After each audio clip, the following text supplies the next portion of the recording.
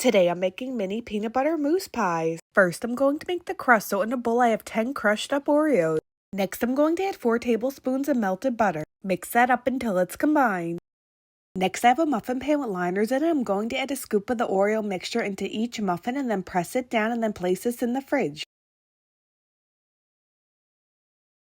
Next I'm going to make the filling, so in a bowl I have a half a stick of softened butter. Next I'm going to add 2/3 of a cup of peanut butter.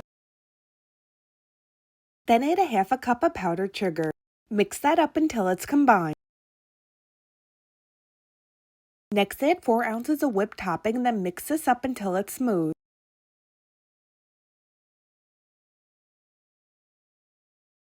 Next add a scoop of the peanut butter filling on top of each crust and spread this out and then place this back in the fridge. Now I'm going to make the topping, so in a bowl I have 1/3 of a cup of chocolate. I'm going to melt that and then I'm going to add 1 cup of cocoa Krispies and then mix this up until it's combined. Then I'm going to add a scoop of the topping on top of each pie and place these back in the fridge for 1 hour before serving. Here's an up close look of the mini peanut butter pie.